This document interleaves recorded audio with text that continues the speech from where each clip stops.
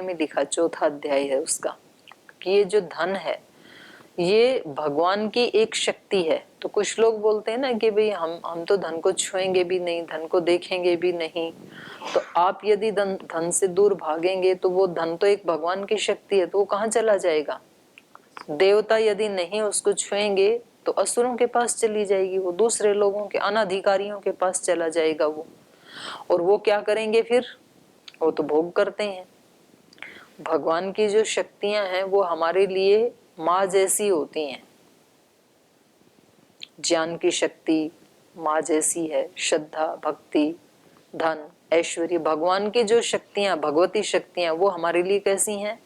माँ जैसी हैं। और कोई माँ के साथ भोग करने लगे तो नाश ही होगा ना फिर तो माँ तो किसके लिए होती है? पूजा के लिए होती है, सेवा के लिए होती है, उपकार के लिए होती है, श्रद्धा के लिए होती है माँ। लेकिन असुर क्या करेगा? उसका मातृ सदृश जो शक्ति है वो उसका भोग करेगा, तो फिर तो सत्यानाश ही होगा। तो धन यदि किसी अच्छे व्यक्ति के पास आएगा, किसी आध्यात्मिक व्यक्ति के पास, किसी धार्मिक व्यक्ति के पास, किसी तपस्वी के पास आएगा, तो वो उस धन से बहुत लोगों का उपकार कर सकता है। और यदि किसी असुर के पास चला जाएगा, सज्जन व्यक्ति उससे दूर भागेंगे तो असुर के पास जाएगा, तो वो उसका उपभोग करेगा।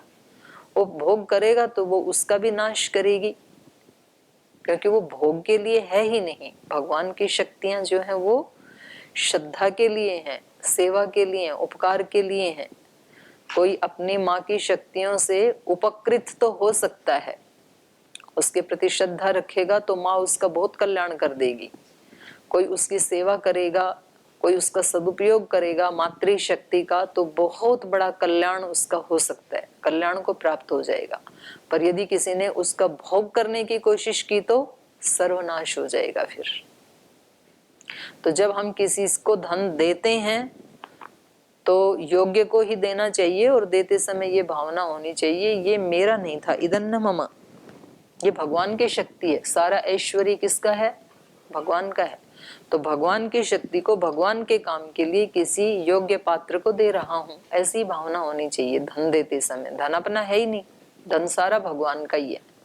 और जब हमें किसी अच्छे कार्य के लिए किसी से धन मांगना है तो हमें यही सोचना चाहिए कि भगवान की शक्ति को भगवान के ही काम के लिए मैं मांग रहा हूँ।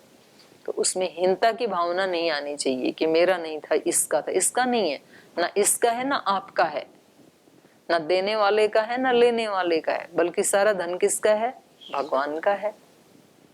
ऐसे ही कोई जैसे विद्या का दान देता है किसी को, तो उसको देते समय यही भावना रखनी चाहिए कि ज्ञान सारा किसका है, विद्या सारी किसकी है? ईश्वर की है, हमारी नहीं है, किसी की भी आत्मा की नहीं है। वो निमित्त से ईश्वर ने हमारे पास भेज दी। अब मैं किसी पात्र को दे रहा हूँ, और वो भी भगवान का कार्य के लिए, भगवान के कार्य के लिए मुझे मिली, आगे मैं भगवान के कार्य के लिए उसका दान दे रहा हूँ। और लेने वाले को ये समझना चाहिए कि ये मैं जो ले रहा हूँ किसी से, ये भगवान की शक्ति है और भगवान के कार्य के लिए ही मैं किसी से ले रहा हूँ, तो उसमें भी हीनता की भावना नहीं आती। तो ऐसे भगवान की सारी शक्तियां हैं, चाहे वो ज्ञान की शक्ति है, वो धन की शक्ति है, बल की शक्ति है, या पृथ्वी की अन्य शक्तियां हैं, पांच भूतों की शक्तियां हैं, सूर्य आदि की शक्तियां हैं, ये सारी की सारी भागवत शक्तियां हैं। इसलिए उपनिषद ने हमें सिखा दिया ईशावास्यमिदं सर्वम यत्किंच जगत्याम जगत तेन त्यक्तेन भुंजिथा। त्यक्तेन भुंजिथा का मतलब यही है, अपना एकाधिकार उस पे जमा करके उनका भोग नहीं करना, भगवान की दी हुई है वो भगवान की ही समझ करके उनका उपभोग करना।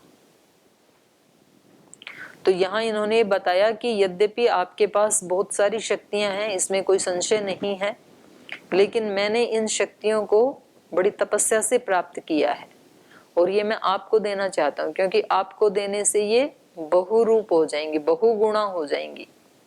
निरुक्त में भी ये मंत्र आता है, वेद का मंत्र है कि विद्या ब्राह्मण के पास जाती है और वो कहती है कि मैं आपके लिए बहुत फलदायिनी हो जाऊंगी, लेकिन मेरी कुछ शर्तें हैं, मैं आपके पास आ रही हूँ, शर्तें मेरी ये हैं कि आप जिसको ये विद्या दोगे उसमें ये गुण होने चाहिए, ये अवगुण नहीं होने चाहिए।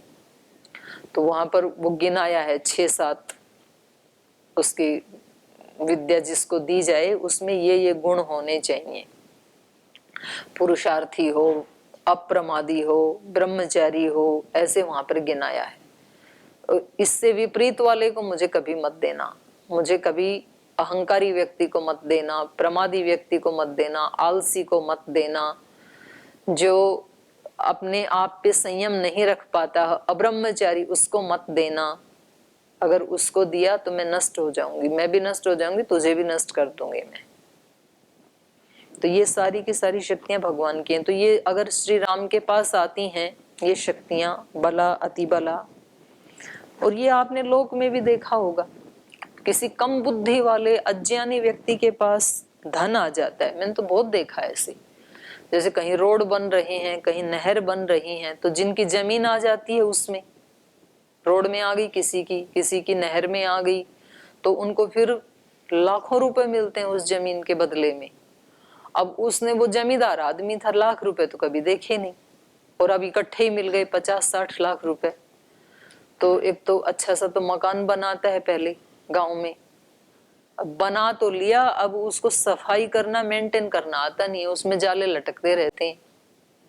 और फिर शराब पीने लग गया, फिर अच्छी से एक गाड़ी ले आया, उसमें घूमने लग गया, खास तरह के मोबाइल, कपड़े, जूते, ये सब ले आया, 5-7 साल में उनको खा पी के उड़ा दिया। अब सड़क पे बैठा है, कोई पूछता नहीं है, अपराध इतने कर दिए, या तो जेल में बैठा है। तो मतलब उसका सदुपयोग करना नहीं आया।